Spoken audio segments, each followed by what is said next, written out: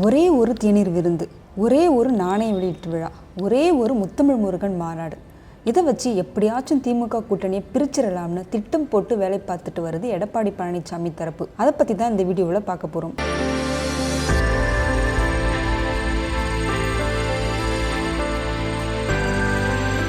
BJP கூட இருந்த கூட்டணியை பிரேக் பண்ண கையோட தொடர்ந்து பாஜக மாநில தலைவர் அண்ணாமலை கிட்ட வார்த்தை மோதல்களில் ஈடுபட்டு வந்துட்டு இருக்காரு எடப்பாடி பழனிசாமி. ஒரு பக்கம் அண்ணாமலை கிட்ட நேரடியாக மோதல் போக்கை கடைபிடிக்கும் இபிஎஸ், இன்னொரு பக்கம் திமுக கூட்டணியை உடைக்கவும் பெரும்பாடு பட்டுக்கிட்டு இருக்காரு. ஏன்னா சரியான கூட்டணி அமையாம தான் மக்களவை தேர்தலில் அதிமுக பயங்கரமான தோல்வியை சந்திச்சிருந்தாங்க. அதனால வர 2026 சட்டமன்ற தேர்தலுக்குள்ள ஒரு நல்ல கூட்டணியை எப்படியாச்சும் அமைச்சிடணுங்கிறதுல தீவிரமா இருக்காங்க இபிஎஸ் தரப்பு. அவங்களோட குறி காங்கிரஸ் மற்றும் விடுதலை சிறுத்தைகள் 2 கட்சிகளும் தான். ஆனால் இவங்க தான் திமுக கூட ஸ்ட்ராங்கான கூட்டணியில் இருக்காங்களே, அதை பிரேக் பண்ணிட்டு எப்படி திமுக கூட கூட்டணி போடுவாங்க? அந்த திமுக கூட இருக்க கூட்டணியை உடைச்சிட்டா வேலை ரொம்ப ஈஸியாகிரும்ல.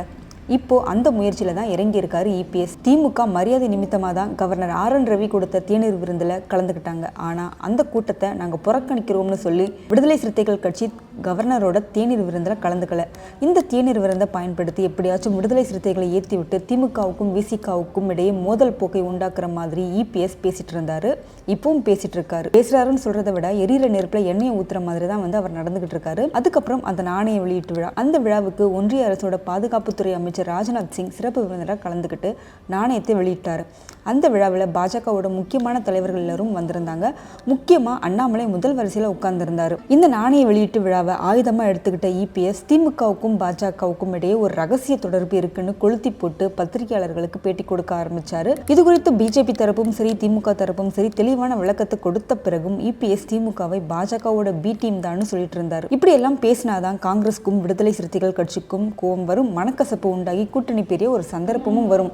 அது மட்டுமா சமீபத்தில் நடந்து முடிஞ்ச முத்தமிழ் முருகன் மாநாடு, இதையும் அரசியல் காரணங்களுக்காக தான் செய்யறாங்கன்னு எதிர்கட்சிகள் விமர்சனம் செய்தாலும் திமுக கூட்டணியில இருக்க கம்யூனிஸ்ட் கட்சிகளுக்கு இதுல சுத்தமா விருப்பம் இல்லை. அவங்க இந்த முருகன் மாநாட்டுக்கு எதிர்ப்பு தெரிவிச்சு கருத்துக்களை பதிவு செஞ்ச வண்ணம் இருந்தாங்க. இப்படி திமுகவோட ஒவ்வொரு அடுத்த கட்ட நடவடிக்கையும் அவங்களுக்கு எதிராக திருப்பி விட்டு விஷயத்தை பெருசா திருச்சி பேச ஆரம்பிக்கிறாங்க அதிமுக தரப்பு. ஒரு பக்கம் பாஜக, இன்னொரு பக்கம் திமுகன்னு 2 பேரையும் அடிச்சு காலி பண்ணிட்டு 2026 தேர்தலில் ஆட்சியில உட்காரணும்னு குறியா இருக்காங்க அதிமுக. அதனால தான் பாஜக எதிர்ப்புல ரொம்ப தீவிரமா இறங்கியிருக்காரு இபிஎஸ்.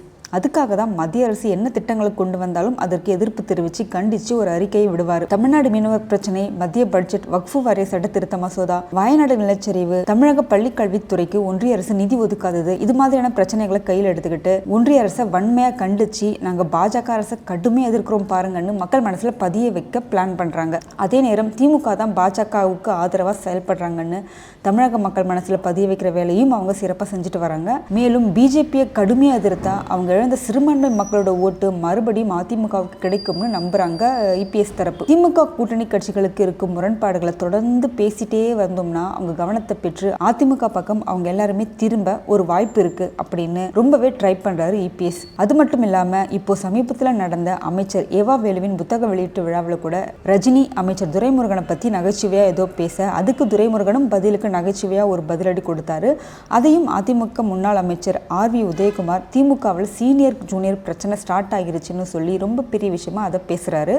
ரஜினி பேசினதுக்கும் திமுகவுக்கும் எந்த சம்பந்தமும் கிடையாது, ஆனால் சம்மந்தப்படுத்தி பேசிக்கிட்டு இருக்காங்க அதிமுக தரப்பு. அதே நேரம் நடிகர் விஜயோட தாவேகா கூட்டணிக்கும் தூது விடுறாங்க அதிமுக. பாஜக கூட கூட்டணி இல்லைன்னு திட்டவட்டமா சொன்ன இபிஎஸ் விஜய் பத்தி கேட்ட கேள்விக்கு அது தேர்தல் நேரத்தில் முடிவு செய்யப்படும்னு பதில் சொல்லிட்டு போறாரு. மொத்தத்துல தீவிரமான பாஜக எதிர்ப்பு கொள்கையை கடைபிடிச்சா திமுக கூட்டணியில் இருக்க கட்சிகள் நம்ம பக்கம் திரும்பும்னு நினைக்கிறாரு இபிஎஸ். திமுகவோட சமீபத்திய நடவடிக்கைகளால அவங்க மேல அதிருப்தியில் இருக்கிற கட்சிகளை அப்படியே அதிமுக பக்கம் கொண்டு வர்றதுக்கு தான் முயற்சி செய்கிறாரு. இதுக்காகவே ஒரு குழு அமைச்சு அதுக்கான வேலைகளை சிறப்பாக செய்துட்டு இருக்காங்க அதிமுக தரப்பு. 2026 தேர்தல் வெற்றிக்கு அவங்க உபயோகிக்க போகிற முதல் ஆயுதமே திமுக கூட்டணிகளை உடைக்கிறது தான். அப்படி உடைச்சிட்டா போதும் 2026 நம்ம ஆட்சி தான் ரொம்ப நம்பிக்கையாக திமுக ஆட்சியை உடைக்க இறங்கி வேலை செய்துட்டு வராங்க இபிஎஸ் தரப்பு. எல்லாரும் வாங்க ஒன்னா சேர்ந்து பாஜகவை எதிர்க்கலாங்கிற மாதிரி பாஜகவை எதிர்க்கும் கட்சிகளுக்கு, அதாவது விஜயோட தமிழக வெற்றி கழகம் மற்றும் சீமானோட நாம் தமிழர் கட்சி, இவங்க 2 பேருக்கும் அதிமுக முன்னாள் மாஜிக்கள் குழு தூண்டில் போட்டுட்டு இருக்காங்க. அதே நேரம் திமுக கூட்டணியில் இருக்கும் காங்கிரஸ், விடுதலை சிறுத்தைகள் இவங்களுக்கும் வலை விரிக்கிறாங்க. ஆனால் திமுக கூட்டணி திமுகவுடன் கூட்டணியில் இருக்கும் கட்சிகளும் தெளிவா சொல்லிட்டாங்க. இதையெல்லாம் மீறி எடப்பாடி பழனிசாமியோட முயற்சிகள் எந்த அளவுக்கு பலிக்குதுன்னு பொறுத்திருந்து பார்க்கலாம்.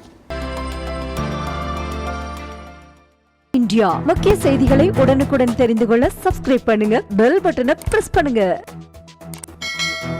என்றும் உங்களுடன் மை இந்தியா.